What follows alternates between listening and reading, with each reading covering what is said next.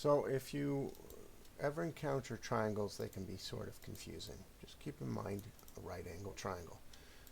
The first step you should always be comfortable with is SOHCAHTOA, and the next step you should be comfortable with is cast. So if you don't understand those two things, you have to go and study them first before you can understand this video. Cast simply tells you where, what quadrant, which sign will be positive. So in this case, C stands for cosine, which means in this quadrant, cosine is the only thing that's positive, and therefore as well secant. Everything else is negative. Everything else is negative. And I should say else. Up here, they're all positive. Up here, only sine is positive, and therefore cosecant. That's the important thing to remember. And down here, only tangent is positive, and cotangent is positive. Now, everything else is negative. Now, I can get into an explanation of why this is, but it essentially comes down to the fact that all the x, y values over here are positive. On this quadrant, the x values are negative, and x is adjacent, so it belongs to cosine, which is why sine and cosecant are positive. And since cosine over cosine is also tangent, it's why tangent's negative. In this area, both cosine and both x values and y values are negative, which is why sine is negative and cosine is negative. But tan, since tan is adjacent over or opposite over adjacent, you get a negative divided by negative, you get a positive. And in this quadrant, the x values are positive, but the y values are negative, which is why sine is negative and tangent and cotangent are negative, but cosine, which requires a positive adjacent, is positive. And hypotenuses are always positive, so the hypotenuse in all these quadrants are positive. If we look at angle x here, and we use SOHCAHTOA, and we want to find the sine of x, we can discover that the sine of x is equal to this blue line. In this case, it's the opposite for the sine, over the hypotenuse, which I'll just leave always as h. So let's just call this blue line instead of opposite. So in this case, sine is going to be the length of that blue line over the hypotenuse. If we look at a new angle over here, y, we'll call it red y, or just call it y, we discover that the cosine, if we look at the cosine of that y, it's adjacent, which happens to be the blue line, the length of the blue line again, divided by the hypotenuse. Because that's the adjacent to y, that blue line, over h. But if we look at this equation here, blue line divided by hypotenuse is blue line divided by hypotenuse over here, we discover that's the same formula, isn't it? Therefore, the cosine of y is equal to the sine of x. That's your first thing that you should realize. Oh, I see that the adjacent to this y is the same as the opposite to this sine, so they end up with the same formula. Well, what relationship does x and y have if this is a 90-degree triangle? Well, a triangle can only have 180 degrees, and 90 is used up right there. So the leftover degrees is 90, which means that x, y, or x, doesn't matter, y plus x is equal to 90. But I can rearrange this many ways. I can say, well, y is equal to 90 minus x, or x is equal to y minus 90. Which means anywhere I can see y, anywhere I see y, I can replace it with the equivalent, which means cos of y is the same as saying as cos of 90 minus x is equal to the sine of x. So we get this interesting relationship, and we also get it over here.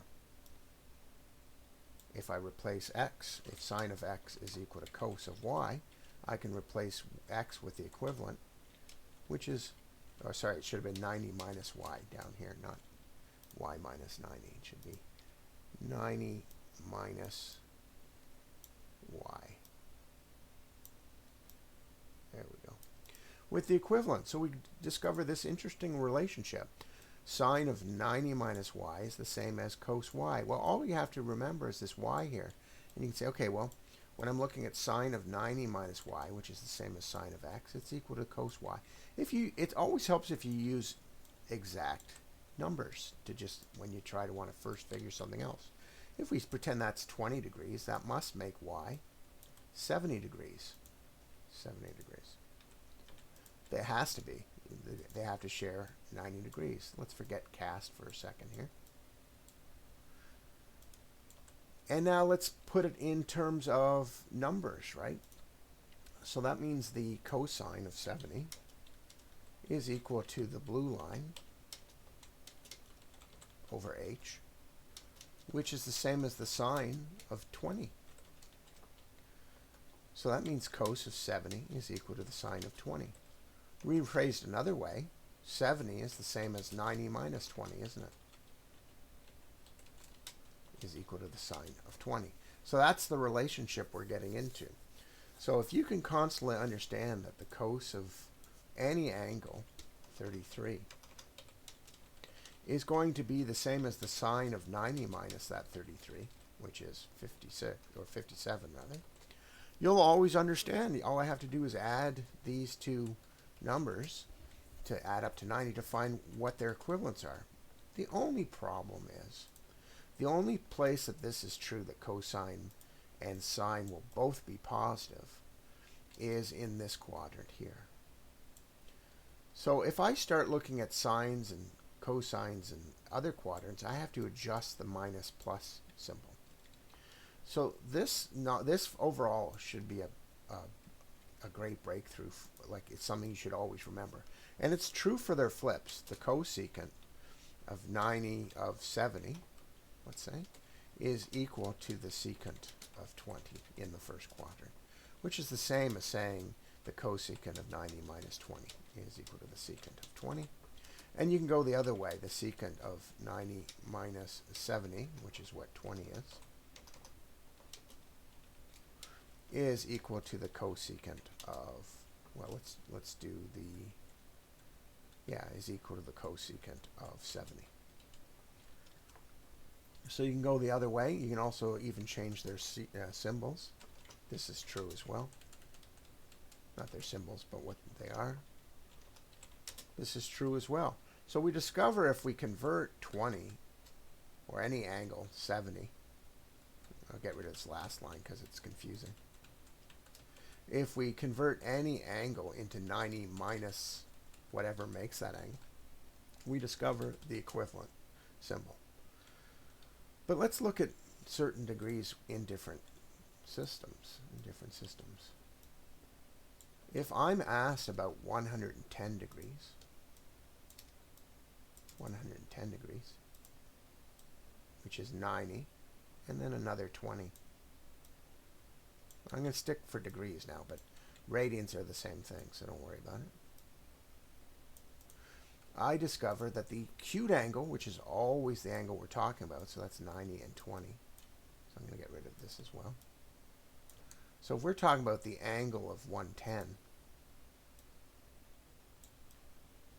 and I wanted to find the cosine of it, cosine of 110, I would actually look at the acute angle here. So I can see, okay, because you always have to compare to the x-axis. What's this angle here? Well, it's clearly all the way around to there is 180. And then minus this little bit here, but I don't know what this little bit here is. Well, there's 20 there, so this little bit here is 70, because this here must add up to 90. So really, what I discover here is cosine of 110 is equal to the cosine of 70, with one small problem. In this quadrant, which is where we are now, cosine is going to come out negative. Cosine 110 is going to come out negative. But cosine of 70, which is its equivalent, is going to come out positive. So that means I have to put a negative sign in front to make this true. So let's have a look at that. Well, cosine of 110 comes out as a negative value, negative 0.34, which means if I find the cosine of 70, I have to slap a negative sign in front of it. Because the cosine of 70 is positive, I have to slap a negative sign in front of it. Whenever you're dealing with a cosine of less than 90 degrees, it's always going to come out positive. But if you want to find the equivalent in the right quadrant, you have to adjust the sign in front. So this is true. Cosine of 110 is equal to the negative of whatever cosine 70 is. Great. But what about other equivalents? Well, let's look at this 70 angle and look at how I found it. I took the 90 degrees here. I took 90 degrees here. And I subtracted this angle here, 20. So really, my cosine of 70 was found by using cosine of 90 minus my mysterious angle I'm looking for, my value up there. Well, we've learned that this is the same as the sine of 20. The problem is we're actually dealing with the cosine of 110, and sine of 20 is positive, so we should actually slap a negative in front. Let's see if that's true. Remember, because they share 90 degrees, the sine is going to be the 20 here. And since 90 minus 20 is the same as 70, I can say, okay, well, that's 20 there. It's probably going to be the same as sine of 20. Well, cosine 110, as I mentioned, is negative. And it's negative 0.34. Let's see if sine of 20 gives us 0.34. It does. But again, it comes out as positive because sine of 20 is in quadrant 1.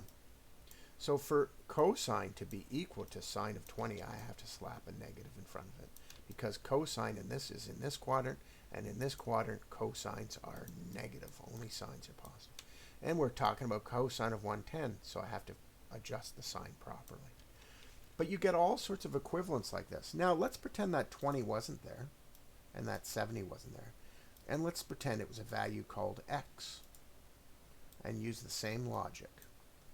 Well, that means the cosine of 90 plus x turned out to be the same as the cosine of 90 minus x. And if we look at our values again, remember x is 20, and here we get 70. Now, unfortunately, this value 90 plus 20 is negative, and this value 90 minus 20 is positive, so I have to slap in a negative sign in front of it. Well, we know from our angles that 90, the cosine shares 90 with sine, so that must mean sine of 20 is also the equivalent. However, because sine of 20 is positive, I have to slap a negative in front of it. So you get these nice conclusions. And it makes sense. Now just replace it with x.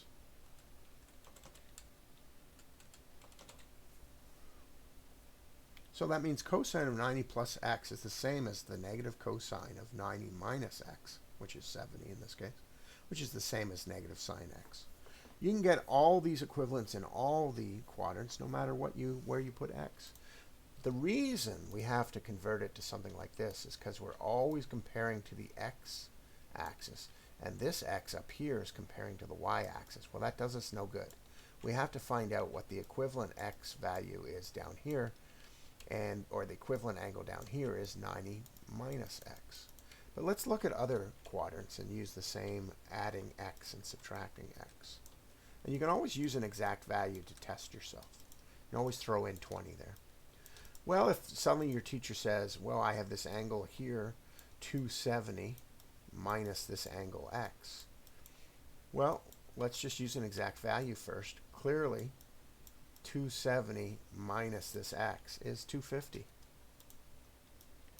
So he wants you to find the cosine of 270 minus this x, which we're going to use 20 for now. We're going to replace it with x later.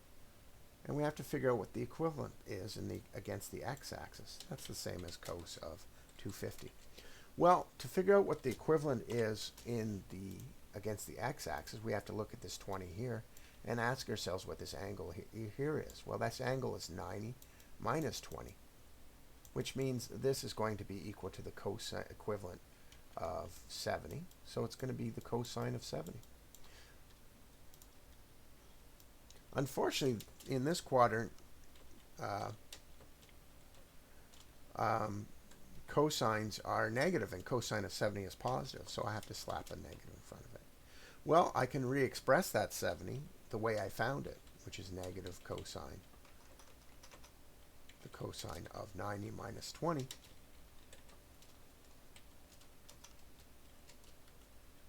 And just get rid of that 70. That's how I found it, which turns out to be the same as the sine of 20. However, sine of 20 is positive, and cosine of 250 is negative, so I have to slap a positive in front of it. Going back and replacing all that with x, if your teacher gave you something that was 270 minus this mysterious x value, that's the same as cosine of 250, right? Well, we don't know that, but going to this other value, it's the same as negative cosine of 90 minus x, which is the same as the negative sine of x. So just replacing all the 20s I see up above. And if you wanted to replace that 250 in the proper use of the x-axis,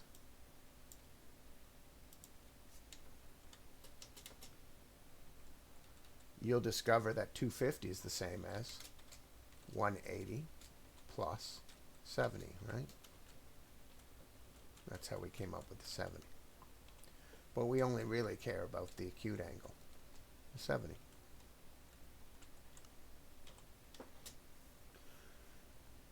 And that's how, and since 70 is the same as 90 minus x, or minus 90 minus 20. So if we're looking at this x value, it's the same as 180 plus 90 minus x, right? That gets us back to the 270 minus x. This is the acute angle here, so that's why we can jump right over here to that.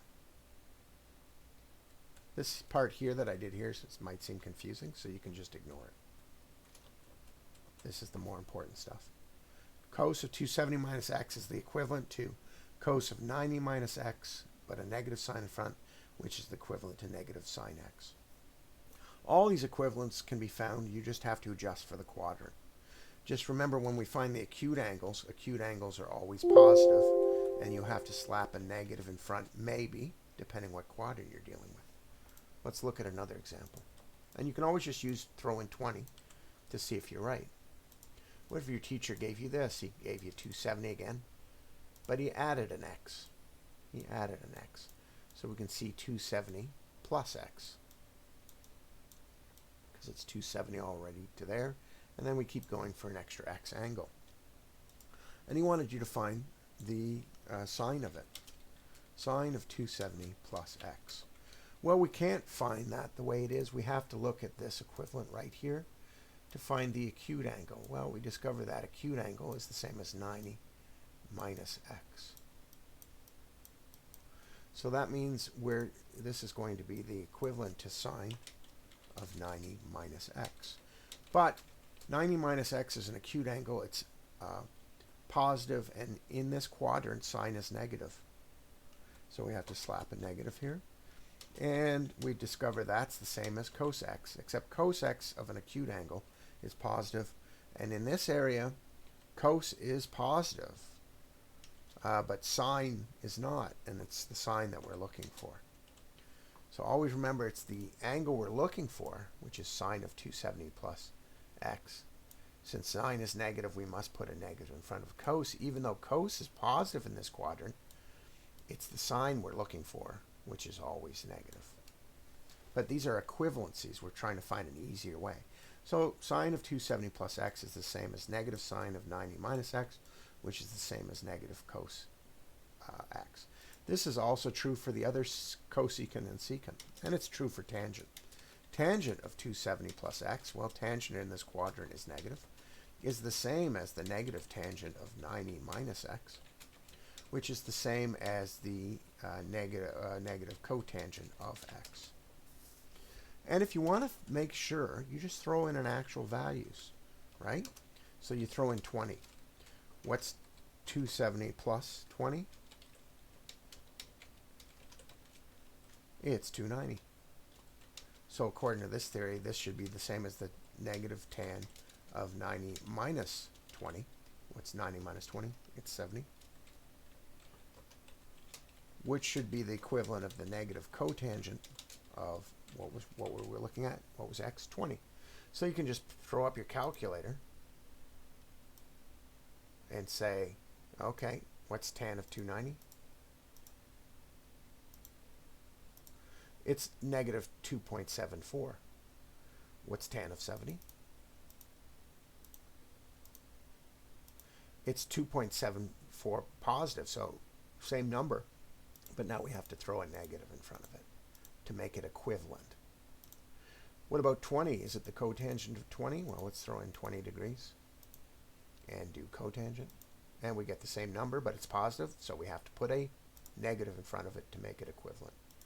These negatives are put there so that you get the negative. This answer here is what we're looking for, negative 2.74. But you can't find, you don't know what x is here, so you have to find the equivalent and the equivalent. So the equivalent is 90 minus x, and that's minus cotangent of x. This is useful for just reducing a combined angle down to a single angle. That's the whole point. A combined angle down to a single angle. It'll make calculations easier. But you have to understand all the equivalencies and all the quadrants. And it's always about the x-axis. It's not about the y. So your teacher will trip you up by giving you something that's added to a y-axis. You have to find the equivalent against the x-axis, then the equivalent acute, which will lead you to the complementary values of x and x, because it all goes back to that triangle sharing 90 degrees between these two corners.